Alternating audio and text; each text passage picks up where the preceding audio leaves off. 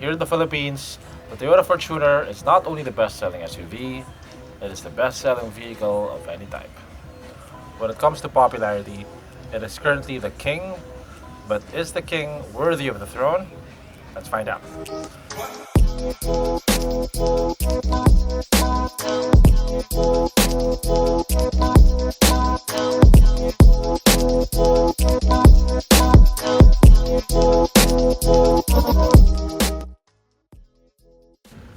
The Fortuner is the most conservatively designed of all the current midsize SUVs. When you look at it from the side, there are no cuts, no creases, no massive bulges on the fenders. It looks very smooth and rounded, almost egg-shaped if you ask me. Viewed from the front, it has sharp, upswept headlights that give it a pretty aggressive look. It almost looks like it's squinting at you. It also has these chrome eyebrows, which I think would look better in black.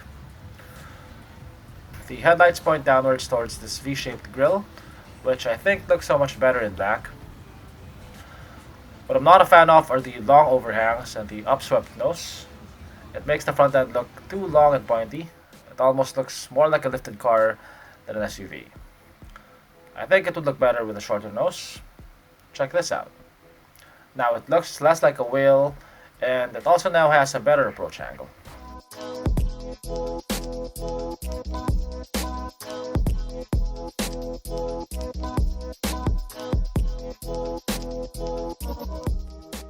This model right here is the 2.5G 4x2 with a TRD package. Don't let the TRD badge fool you. There are no performance modifications on this vehicle. It is basically a Fortuner G with some aesthetic modifications. I think one of the best mods here is the grille. It looks so much better than the chrome grille, in my opinion.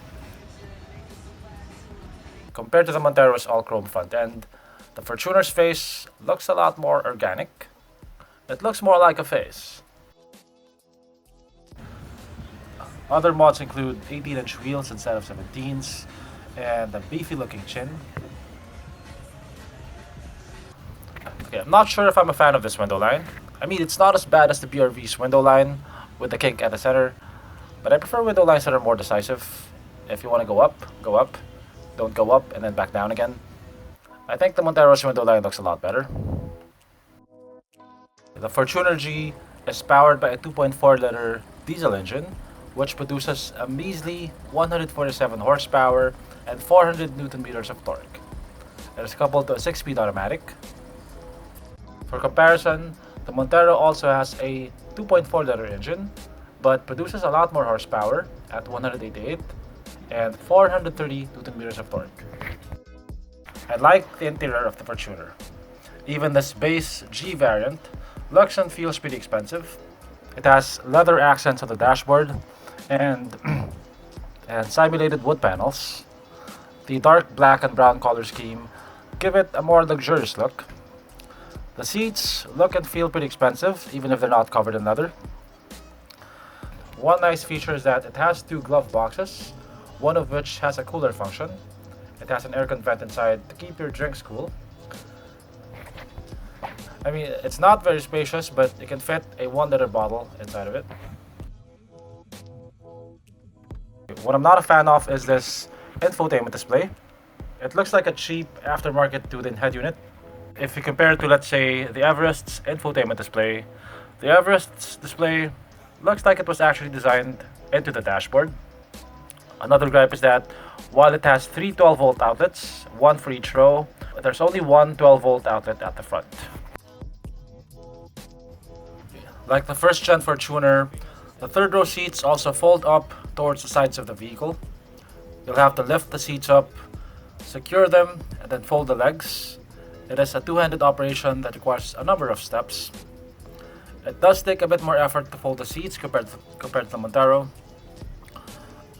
In comparison, the Montero seats fold down, and when they're down, they're flush against the floor. Aside from being easier to fold, the Montero seats also take up less vertical space.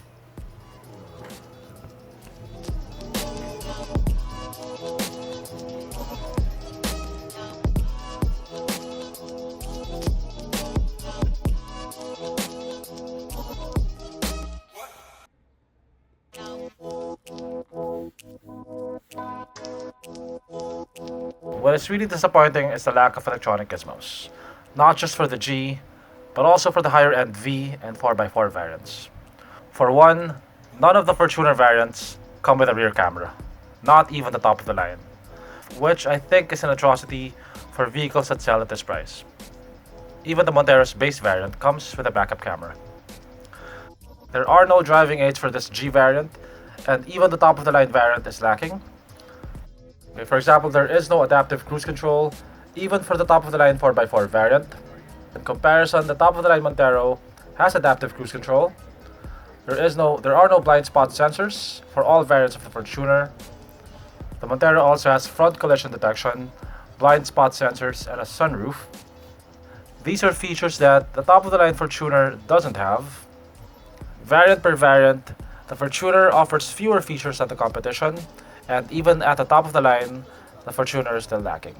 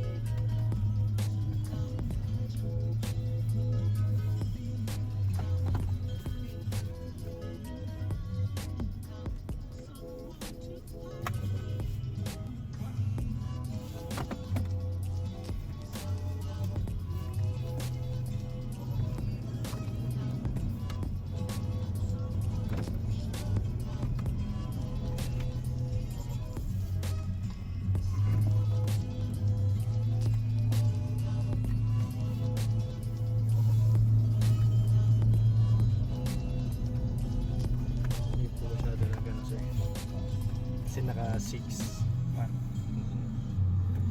sequential po. Ano yung pag-text? Naka 6 gear po kayo, sir. Kaya hindi siya masyado. Sinubukan niyo po bang i-ano, sir? Next, ito yung ano rin. Apo, pwede po, sir. Ito po. Dito, sir. Manual niyo po talaga siyang ibababa, sir. Pag nagbe-brake po kayo, di ba, sir? Ginagamit ko yung culture. Yeah po. Driving the Fortuner on the slalom course was pretty uneventful. Power was sufficient with 4 people on board, although the Montero did feel more punchy. The paddle shifters are a welcome addition, but strangely, if you're in manual mode and you go into reverse and then go forward again, it starts in 6th gear. I'm not sure if that was a glitch. There was body roll, but that's expected from an SUV of this size. The ride quality of the Montero was noticeably better.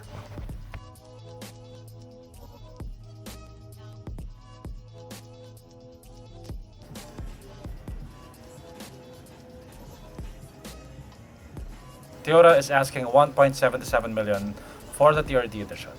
1.68 if you get the G variant, which is basically the same vehicle. So you're basically adding 96,000 pesos for a few aesthetic trims and a set of 18-inch wheels. If you buy the G variant and then buy the mods yourself, you'll probably save a bit of money.